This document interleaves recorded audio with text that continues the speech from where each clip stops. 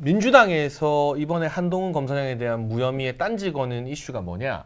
핸드폰 비밀번호 왜 안 알려주냐? 뭐가 그렇게 감출 게 많냐 이건데 이거는 헌법에 보장된 방어권을 포기하라고 하는 것일 뿐만 아니라 민주당의 고유 명사 전매 특허인 내로남불이에요. 제가 어떻게 이걸 방송에서 반박하냐면 2018년도에 이재명 상임고문이 경찰로부터 압수수색을 받았습니다. 네. 그때 친형 강제 입원과 관련된 이 선거법 위반 문제 때문에 네. 자택 압수수색과 함께 핸드폰 2개가 압수당했어요. 네. 그때 이재명 당시 경기도지사가 핸드폰 비밀번호 줬을까요? 안 줬죠. 그 핸드폰 포렌식 됐나요? 안 됐죠.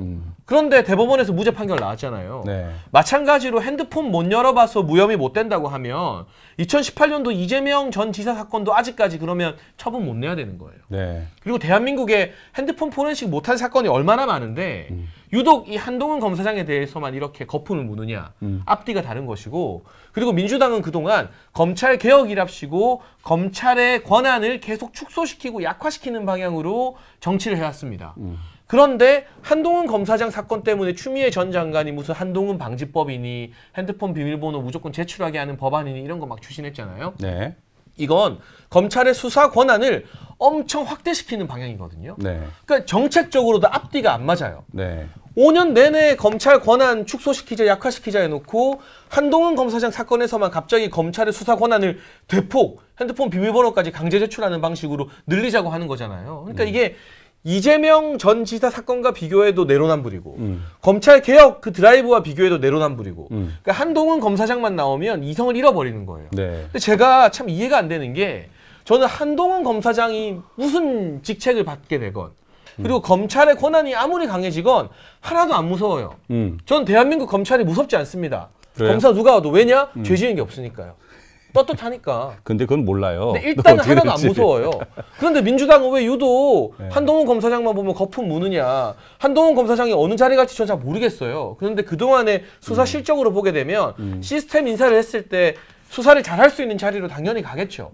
그런데 죄 지은 게 없으면 이 한동훈이라는 사람이 중앙지검장이 되건 수원지검장이 되건 무슨 사건 수사를 하건 없는 죄를 만들 수는 없는 거 아닙니까? 이게 그러니까 왜 이렇게 민감한지 모르겠어요. 중앙지검장 지금 얘기가 많이 나와요. 또 윤석열 당선인이 한동훈이라는 실명을 거명하진 않았지만 실제로 중앙지검장으로 보낼 듯한 그런 연상을 하게 하는 발언도 한 적이 있죠. 중앙지검장, 한동훈 중앙지검장 이 부분은 어때요? 그렇게 가는 게 맞아요? 그 제가 지난번에 장해찬 평론가와 논쟁을 했던 부분이기도 한데 그 인터뷰 나왔을 때 그렇죠. 언론 인터뷰. 네네 저희 장진영 변호사 안 나오셨을 때 아 그랬구나. 사실 이제 한동훈 검사가 잘 되려면 좀 윤석열 당선자가 모른 척 해줘야 된다. 알아서 잘 크도록. 근데 이제 얘기를 해버려서 더 곤란해졌다. 그 얘기를 했던 그럼 적이 중앙지검장으로 발령되기가 어려워졌다 이런 얘기예요? 그거는 제가 그쪽 입장이면 정권 입장이면은 좀 어렵다라고 판단할 것 같습니다. 네. 바로 내기는. 네. 예, 그래서 그 얘기를 왜 했는가? 왜 그 얘기는 저는 하면 안 되는 거였다. 네. 예, 일개 검사에 대해서 이제 진로를 결정할 수도 있는 얘기이기 때문에. 네. 그래서 일개 검사는 아니죠. 일개 검사는 아닌데. 한 명이잖아요. 한동훈 여러 명이요. 선호공이에요. 근데 이제 서울중앙지검장 발령 내놨더니 한동훈 검사가 윤석열 당선자의 배우자와 장모를 막 수사하는 거 아닙니까? 아니 뭐 사실 그럴 가능성도 있죠. 그럴 가능성도 있는데 잘 드는 칼이 그래서 무서운 거죠. 그 칼이 상대방으로 향할 수도 있지만 자기한테도 향할 수가 있는 그게 이제 양날의 검이라는 거죠. 근데 이제 수원지검장 얘기도 나오잖아요. 수원지검장. 왜냐하면 수원에 성남에 수사할 게 너무 많으니까요. 네.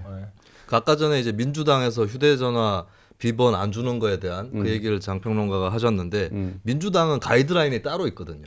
민주당은 비번을 주지 말라 이런 게 아닙니다. 민주당은 던져버려라.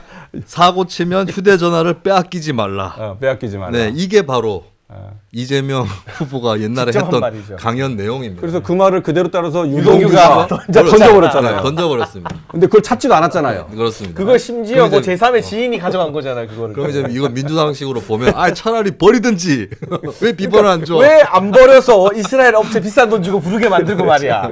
이게 한 검사장이 잘못했네. 버려버렸어요. 민주당이 세운 기준은 여러 가지가 있죠. 또 조국 전 장관이 실제 실천한 거 있잖아요.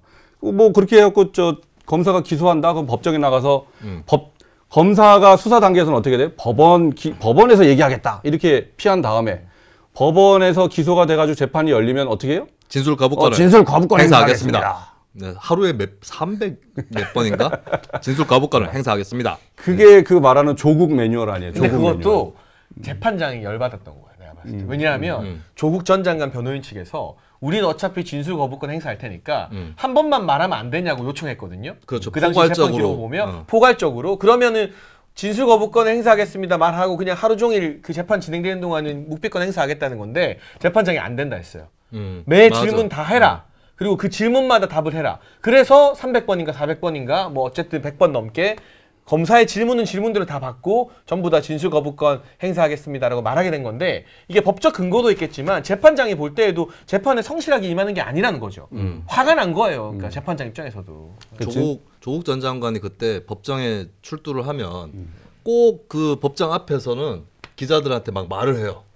아 이렇다 저렇다 막 시국에 대한 얘기도 하고 막 그 사이 이제 지지자분들은 그 차를 물티슈로 닦고 있고 막 이제 그런 그 소극을 거친 다음에 들어가면 법정에 들어가면 진술 거부권을 행사하겠습니다. 네, 이걸로 일관. 피고인들이 다 안 돼 보셨죠? 저 피고인 해본 적 있어요? 해본 적 있긴 있어요. 법정에서? 네. 법정에 서봤어요? 서보긴 서봤죠. 서보기 서봤다는 게 무슨 말이야? 그 말이 무슨 말이야? 근데 무죄 받았다는 거 아니에요? 그러니까? 선고유예. 선고유예. 네. 재판을 해봤네 그러면? 그렇죠, 해봤죠. 오. 경찰, 검찰 다 겪어봤습니다. 그 진술 거부권 한번 행사해보지 그랬어요. 아닙니다. 그냥 저는 이제 서면으로 모든 것을 말씀드리겠습니다 하고 이제 서면으로. 피고인이 대보면 있잖아요. 두 분 다 피고인 돼보셨어요? 아니 나는 이제 피고인들을 주로 많이 이제 내 변호사 아닙니까? 근데 아니 그 피고인은 안 돼봤는데. 장지훈 대본 적 없어요? 대본 없어요. 근데 했다 하면 되게 깔라 했는데 아쉽네. 대본적으로 피고 없지만. 자체가 문제가 아니요. 그런- 무죄 추정주의 몰라. 저는 법원에 갈 일이 없습니다. 피고인입니다. 법원시도 살 피고인. 사람이라서. 네. 그런데 저 조국 전 장관의 저런 행태가 굉장히 위험한 게 말이에요. 네. 일반 국민들이 또는 조국 지지자들이 조국 전 장관도 저렇게 하던데 나도 그러면은 법정에 갈 일이 있으면 피고인이 될 일이 있으면 나도 진술 거부권 행사해야지 이렇게 따라했다간 말이에요. 정말 큰일 납니다. 그래서 조국 전 장관이 뭐 이렇게 하는 그 진술 거부권 행사하는 뭐 보도를 하게 되면 저는 그런 거 해야 될 것 같아요. 주의. 시청자 여러분 함부로 따라하지 마십시오. 이거 있잖아요. 어린이 여러분 네. 흉내내서는 큰일 납니다. 이 주의 표시를 반드시 해야 되는 거예요. 본 법정은 이 행동을 따라하시 어떠한 책임도 지지 않습니다. 왜냐하면 일반 피고인이 그런 식으로 재판을 대했다가는요. 그렇죠. 재판부한테 정말 눈밖에 납니다. 네. 그러면은 뭐 항상 그런 거 있어요. 개전의 정의 없다. 이게 이제 괘씸죄란 얘기예요. 그 사유를 들어서 형량이 굉장히 세질 수가 있단 말이죠. 절대로 따라하시면 안 됩니다. 특히 조국 지지하시는 분들 있잖아요. 그거 따라했다가는 정말 경을 칩니다. 따라하지 마시기 바랍니다. 그만큼 조국 전 장관은 재판정에서도 특권을 행사한 거예요. 일반 피고인들이 흉내낼 수도 없는. 그 물티슈로 차 닦느라 따라할 겨를도 없어요. 자, 근데 그거 아세요? 제가 예전에 차를 되게 좋아해서 그런데 물티슈로 차 닦으면 그러니까. 차에 잔기스 엄청 나요. 그렇습니다. 그 차 아끼는 사람 입장에서는 되게 짜증나는 일이거든요. 네. 네, 별로 이게 좋은 일이 아닙니다, 여러분. 물티슈로 닦지 마시고 마른 수건으로 물 적셔서. 비접촉 세차를 해야 네. 흠이 안 나죠. 네. 근데 이제 박범계 장관이 말이에요. 네. 한동훈 검사장에 대한 불기소 처분에 대해서 또 난 이분 이렇게 뒤끝이 있는데 이렇게 입장을 했어요. 냉정한 현실의 결과물이라고 본다. 아마 이제 이게 정권이 바뀌었기 때문에 이렇게 현실이 바뀌었다. 뭐 이런 얘기겠죠. 그러면서 뭐라 그랬냐면 이 사건이 이제 불기소 처분됐는데 네. 항고를 하면 사건이 다 끝난 건 아니라고 생각한다. 이렇게 얘기를 했단 말이에요. 야, 이거 얼마나 찌질한 검사들이 11번 불기소 의견으로 보고를 했는데 그거를 뭉개다가 12번째야 받아들여진 거 아니에요?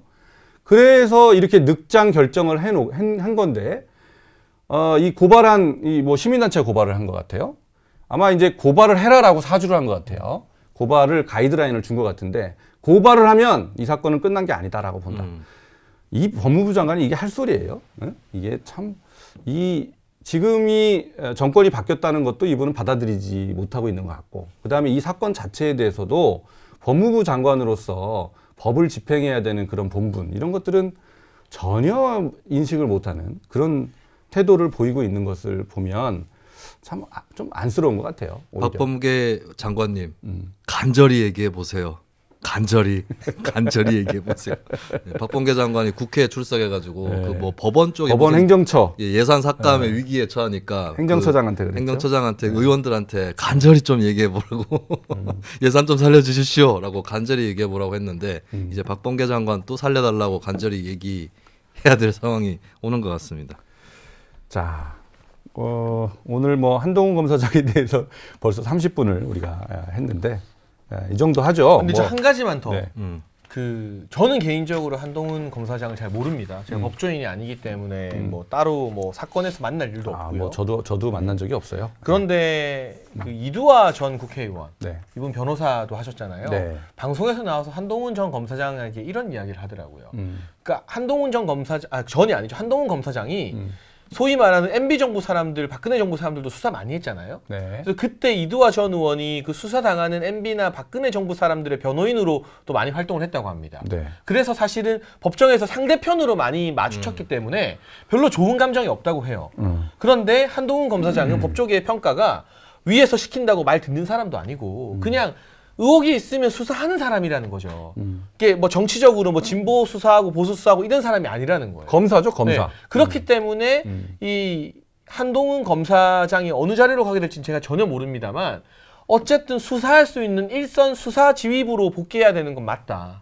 그리고 그게 정치 편향적인 결정이 아니라 정말 시스템적인, 그리고 우리 사회에 눈치 안 보고 수사하는 검사가 하나쯤은 자기 역할을 한다는 걸 국민들에게 보여주는 게 또 굉장히 의미가 있는 거 아닌가 하는 생각에서 저는 이 조선제일검이 본인의 칼을 공정하게 휘두를 수 있는 자리로 복귀했으면 좋겠습니다. 한동훈 검사장이 윤석열 당선인의 일가, 그 가족 관련된 수사를 해도 똑같이 얘기할 수 있습니까? 그럼요. 만약 뭔가 나와서 수사할 게 있다면. 그런데 지금 아시는 것처럼 이 장모님 관련된 수사 관련해서는 뭐 1심, 2심 판결도 바뀌고 있고 이미 그건 재판이 진행 중이고 네. 도이치모터스와 관련해서는 박범계 장관과 이성윤 고검장이 중앙지검장일 때 네. 이걸 계속 들여다봤는데 뭐가 안 나오니까 이 다른 사람들 기소하는 기소문에 참고인으로라도 이 김건희 대표님 이름을 못 넣은 거잖아요. 질질 네. 끌고 있는. 이것도 네. 사실은 11번이나 무혐의 하자 했는데 안 받아준 것과 마찬가지이기 때문에 저는 네. 그 부분에서 법적인 방어 당선인 측에서 자신 있을 거라고 생각합니다.